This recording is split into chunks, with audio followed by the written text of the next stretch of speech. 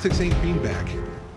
Okay, and everybody in the country who engages in politics knows that. On the other hand, that's very, very different than saying that, someone's a bully. I am who I am, but I am not a bully.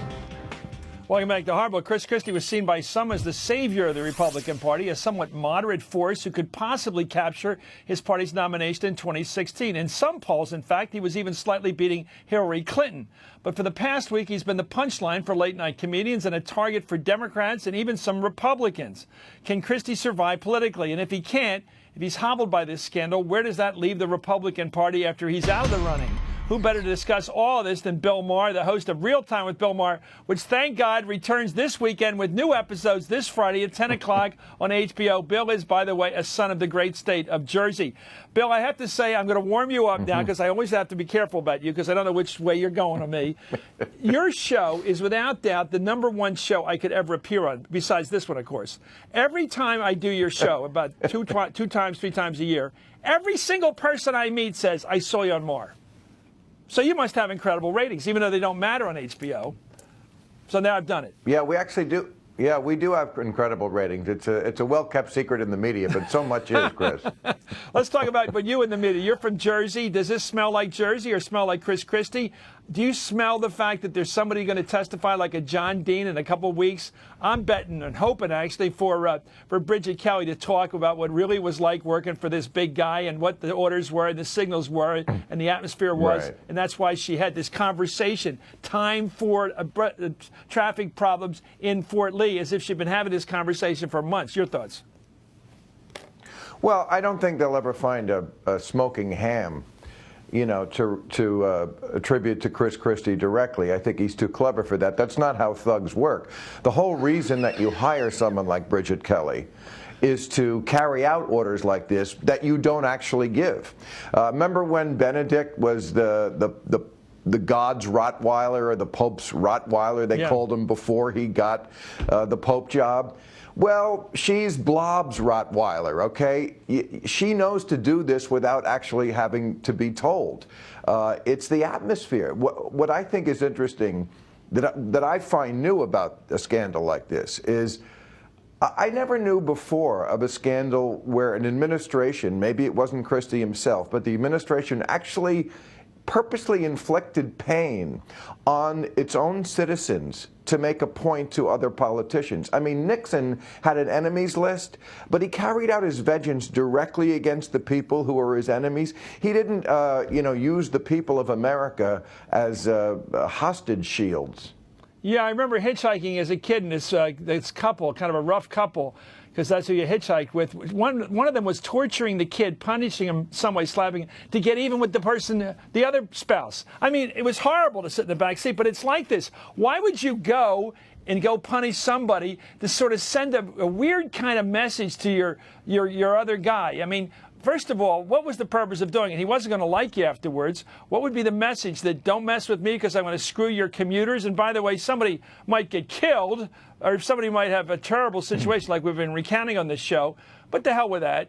I'll get my message across. By the way, here, let me ask you about this. You deal in comedy, but not sarcasm. Here's the governor's first reaction. I believe sarcasm never works with a politician for some reason. Here he is reacting when it first was nailed on him, and they came back at him in the press. Here was his mock response to a question. Let's watch. I worked the cones, actually, Matt. Unbeknownst to everybody, I was actually the guy out there. I was in overalls and a hat, so I wasn't, but I actually was the guy working the cones out there. You really are not serious with that question. There you go. Didn't work, did it?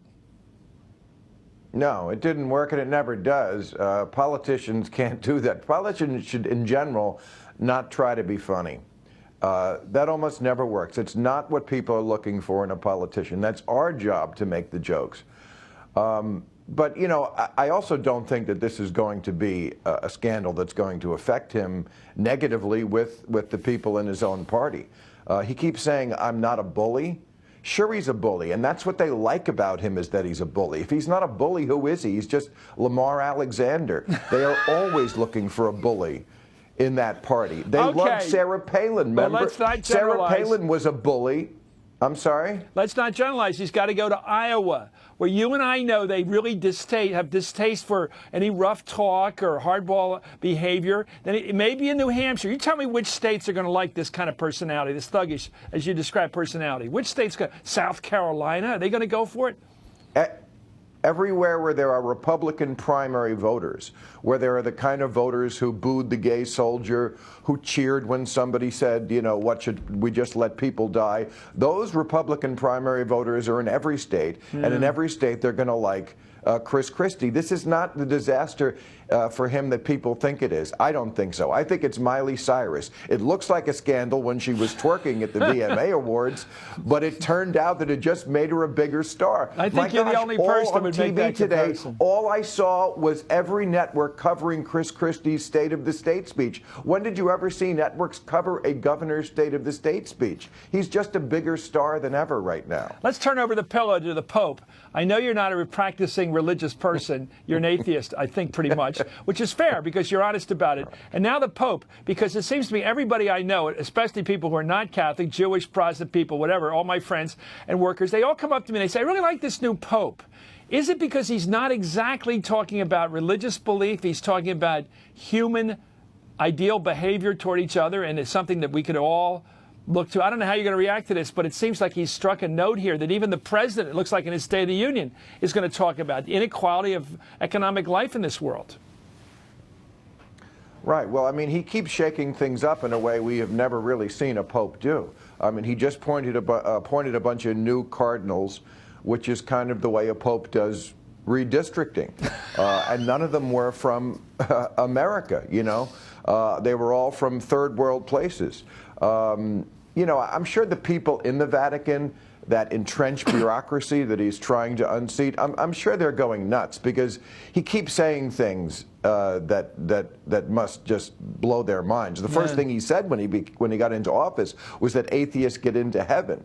You know, when he said that, they were like, we got to prepare the poison now. Yeah, that's not good for business. He said, let me tell you, though, I have to tell you, Bill, I went to church this Sunday, and I got to tell you something. It was packed. And as I was going out of church, a guy said, is this the Pope that's doing this? Is this Francis? That's fascinating stuff from our point of view, I think. That he could actually be bringing people back to listen to what's been said by this guy, this leader. Yeah, I mean, I think he's kind of the Gorbachev of the Catholic Church. Yeah. And I think ultimately maybe his goal is to kind of bring it down. Maybe the clerk, maybe the FW to the clerk, I would say, maybe. The guy that sees the time has to change. Something like that. Yeah. Hey, by the way, Bill, I love your show. I'm not just blowing smoke. Your show is amazing. It's always challenging to be on because I never know what I'm supposed to do except listen to you. Anyway, Real Time with Bill Maher returns this Friday night at 10 o'clock on HBO. And you can catch him doing stand-up in February. He'll be in Mobile, Alabama on the 8th of February and at Corpus Christi, Texas on the 9th. These one-night shows are spectacular. Thank you, Bill Maher. Up next, how would you restore Chris Christie's reputation if you were in the business? We've got a couple of political heavyweights coming here to play crisis manager. And you'll recognize them. They know what's going on, and they're going to help this guy, I think. This is Hardball, Place for Politics.